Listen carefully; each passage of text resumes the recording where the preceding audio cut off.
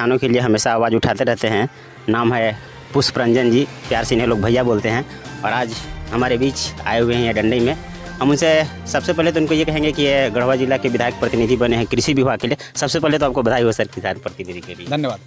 तो ये बताइए कि जब तक जैसे आप बने हैं, किसानों में खुशी की लहर है जब से आप बने, क्योंकि पहले से आप किसान संघर्ष मोर्चा के अध्यक्ष हुआ करते थे। पहले आपने किसान संघर्ष मोर्चा अभी भी हैं। अच्छा अच्छा, अभी भी हैं और किसान के लिए जहाँ भी ज़रूरत है काम कर रहे हैं।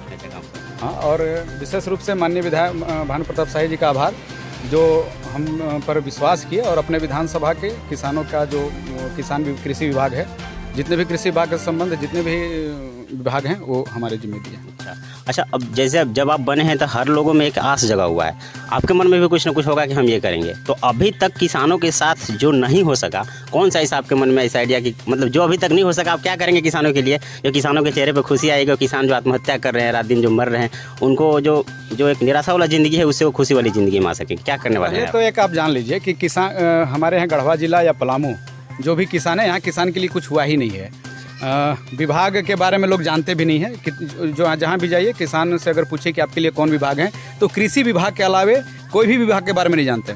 और आपको हम बता दूं कि कृषि विभाग में जाइए तो कृषि विभाग के 8 विभाग हैं जहाँ पर किसान का काम होता है। अच्छा। कृषि विभाग में कोई काम नहीं होता, वहाँ सिर्फ एक होता है कि हाँ आपको दवा दुकान खोलना है, जैसे बीज दुकान खोलना है, दवा उसी का बीज के संबंधित जो दवा दुकान वगैरह होते हैं वही खोलने का वो लाइसेंस देने वाले हैं। इसके अलावा किसान का कोई काम कृषि विभाग में नहीं होता है। बस ये आप हमेशा ध्यान रखिए, विभाग अलग है। तो मतलब अब आप आए हैं तब ये मतलब उम्मीद करें कि अब सारा कुछ दुरुस्त हो जाएगा?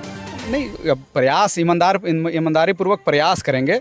अब सबसे महत्वपूर्ण है कि किसानों को बताना कि मत्स्य के लिए अगर आप मछली पालन करने वाले जो किसान हैं उसके लिए मत्स्य विभाग अलग है, गाय पालन और जो डेयरी का काम करते हैं उसके लिए गौ विकास अलग है, और जो गाय वगैरह जो संबंधित जो बीमारी से संबंधित है वह पशुपालन अलग है, इस सब का विभाग अलग है। सबसे महत्वपूर्ण किसानों का एक ट्रेनिंग देने का भी एक सेंटर है, जो हर एक जगह किसानों को ट्रेनिंग दिया जाता है, उसके लिए कृषि विज्ञान केंद्र है। तो किसान को सबसे पहले तो जागृत करना, जगाना, पहले उनको पता ना कि भाई आपके हर एक चीज़ के लिए सरकार व्यवस्था करके रखी है, आपको जानकारी नहीं है। जिस दिन किसान को जानकारी हो जाएगा वह विभाग कुछ ना कुछ काम करना प्रारंभ कर देगा। किसान जो है अभी तक भ्रष्टाचार का सबसे असर किसान पे पड़ा हुआ है। किसान यदि छोटा सा भी अपना यदि स्कीम कराए, यदि कोई डोभा भी कराता है या तालाब कराता है, उसका डिमांड छुड़वाने के लिए घूस देना पड़ता है। इस बात से आप वाकिफ होंगे? जी बिल्कुल, यह यहाँ का नहीं हर एक जगह की बात है, और इसके लिए स्थानीय स्तर पर, चूँकि अब तो ब्लॉक स्तर का बात है, अब डोभा चूँकि मनरेगा का मामला है, तो इसमें बहुत मामला चाहे किसी का हो, आप किसान के आप नेता हैं, किसान संघर्ष मोर्चा के आप अध्यक्ष हैं, और भी आप जिला प्रतिनिधि भी बने हुए हैं किसानों के लिए, तो ये आपकी जिम्मेवारी बनती है कि आप इससे कैसे निजात दिलाएंगे लोगों को? नहीं, देखिए, डोभा तो पहले बता दें कि किसान के लिए डोभा है ही नहीं। योजना जो डोभा है वो डोभा किसान के लिए योजना नहीं है। यह भारत सरकार जो झारखंड सरकार पिछली सरकार लेके आई थी ये योजना, यह बंगाल का देखा देखी योजना था। जैसे पानी के लेयर को ऊपर करने का एक व्यवस्था था कि आप सगरो डोभा कर दीजिए, पानी रुकेगा तो पानी का जो स्तर है बढ़ेगा, वो किसान के लिए योजना नहीं है।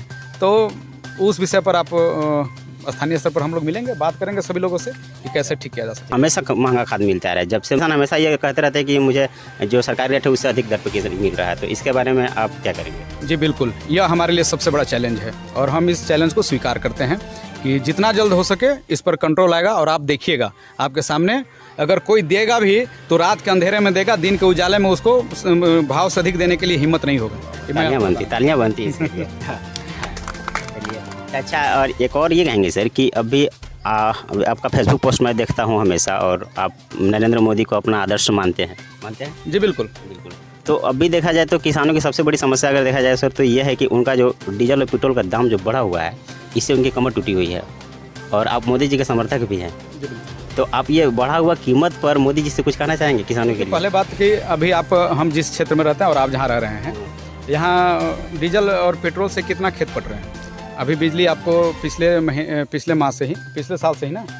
साल से बहुत अच्छा जो बिजली मिलना शुरू हुआ है। तो निश्चित रूप से अब डीजल और पेट्रोल से कोई डीजल और वाइब्रेटर नहीं चला रहे हैं, इसलिए किसान पर बहुत ज़्यादा फर्क नहीं पड़ना।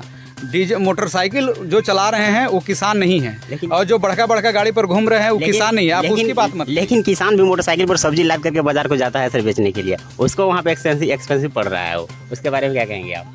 देखिए, ये तो बहुत बड़े ऊपर की बात है। हम लोग से किसान की बात पूछिए, और किसान के विषय पर जो संभव है, जो यहाँ उससे संबंधित जो विषय है वो ज़्यादा ढंग से हम बता पाएंगे। अच्छा चलिए ठीक है। और आपके बारे में जैसा हमको सुनने को मिला है, जानने को मिला कि आप हिंदू एकता मंच के अध्यक्ष भी हैं।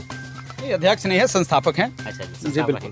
चलिए धन्यवाद, क्या संस्थापक हैं। तो आप ये बताएं सर कि आपका जब भी मैं फेसबुक पोस्ट देखता हूँ अधिकतर आपका हिंदूवादी पोस्ट आता है, तो एक क्वेश्चन हमेशा मेरे मन में आता है, बाकी सबके मन में बहुत सारे लोग हमसे पूछते भी हैं कि आप हिंदूवादी नेता हैं या राष्ट्रवादी नेता हैं? आप हिंदूवादी और राष्ट्रवादी में अंतर नहीं कर सकते। हम जब नारा लगाते हैं, जब कहीं भी बैठक होती है, तो धर्म की जय हो, अधर्म का नाश हो, प्राणियों में सद्भावना हो और विश्व का कल्याण हो। हम पूरी दुनिया को, और हिंदुत्व की परिभाषा आप एक बार पढ़ लीजिए कि जो पूरी दुनिया का और सबका जो कल्याण करने वाला है वही व्यक्ति हिंदू है। हिंदू कभी संकुचित मानसिकता का नहीं हो सकता। चलिए धन्यवाद, बहुत बहुत धन्यवाद हमसे बातचीत करने के लिए। और अगर अंतिम में आगे कुछ यदि आप संदेश देना चाहेंगे हमारे चैनल के माध्यम से अपने किसानों को, तो आप दे सकते हैं। हाँ, अपने हक के लिए जागृत होइए, लड़िए, और बिना लड़े तो कुछ नहीं मिलता। आपको बोलना पड़ेगा। सिर्फ कि चुपचाप खेत में जा कर के काम करने से, मुड़ी गाड़ करके काम करने से काम नहीं चलने वाला। थोड़ा सा खेत में से निकलिए और रोड पर आइए। हम आपके साथ हैं। आपका हक की लड़ाई हम लोग साथ मिल करके लड़ेंगे, और जो अभी तक हक अधिकार अभी तक नहीं मिल पाया है वह आप तक पहुंचाने का प्रयास करेंगे। बहुत बहुत धन्यवाद। जय श्री राम। तो ये थे किसान नेता, किसान संघर्ष मोर्चा के संस्थापक, हिंदू एकता मंच के संस्थापक और किसानों के चहेते पुष्परंजन जी। इन्होंने कहा कि आप रोड पे आइए, सड़क पे आइए, अपनी समस्याओं को लेकर हम आपके साथ हैं। तो अब किसानों के बीच गढ़वा जिला के पूरे किसान के लिए खुशी की लहर है कि हमारे गांव के, हमारे घर के, और जैसा कि आप इनके फेसबुक पोस्ट भी देखे होंगे, बहुत सारे फॉलोअर्स इनके, हमेशा खेतों में काम करते रहते हैं। खेतों में काम करते हुए इनके आप सीन देख सकते हैं, ये हर जोतते हैं। किसानों से मतलब एक समझने वाले लोग जब किसान के नेता बनते हैं तो किसानों का दर्द लाजिमी है दूर होना। तो बहुत बहुत धन्यवाद सर अपना समय देने के लिए। कैमरामैन शशिभूषण के साथ मैं ललन कुमार। अपने निजी विद्यालय को जोड़े स्कूल इंडिया 24 के साथ और बनाए अपने स्कूल को डिजिटल। गूगल प्ले स्टोर से डाउनलोड करें स्कूल इंडिया 24। अधिक जानकारी के लिए इस नंबर पर कॉल करें।